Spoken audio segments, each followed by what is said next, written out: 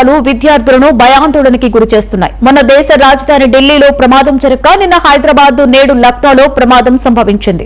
UP రాజధాని సమీపంలోని పురానియా ప్రాంతంలో ఉన్న ఓ దుకాణంలో మంటలు చెలరేగాయి. వేగంగా వ్యాపించిన మంటలు బిల్డింగ్లోని పై అంతస్తుకు వ్యాపించాయి.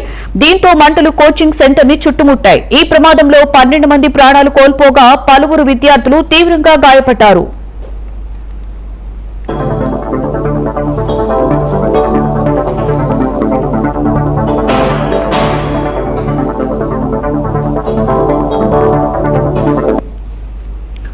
వరుస ప్రమాదాలు జరుగుతున్నా ప్రభుత్వాలు ఏమాత్రం ఎలాంటి చర్యలు తీసుకోవడం లేదనే ఆరోపణలు వస్తున్నాయి. కోచింగ్ సెంటర్లో సామర్థ్యానికి మించిన విద్యార్థులను కూర్చోబెట్టడం, బిల్డింగ్ లో ఫైర్ సేఫ్టీ పరికరాలు ఏర్పాటు చేయకపోవడం వల్లే ప్రమాదాలు జరుగుతున్నాయని నిపుణులు అంటున్నారు.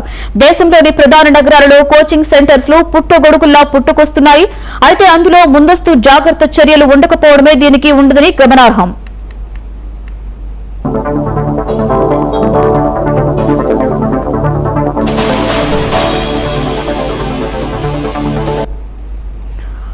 హైదరాబాద్ నగరంలో వేల సంఖ్యలో హాస్టల్స్ ఉన్నాయి. ఇండిపెండెంట్ ఇళ్లను సైతం హాస్టల్స్ గా ఏర్పాటు చేస్తున్నారు. అందులో వైఫై ఉందా లేదా అని చూస్తున్న కస్టమర్స్ ఫైర్ సేఫ్టీ వంటి పరికరాలు ఉన్నాయా లేవా అనేది మాత్రం ఏం పట్టించుకోవడం లేదు.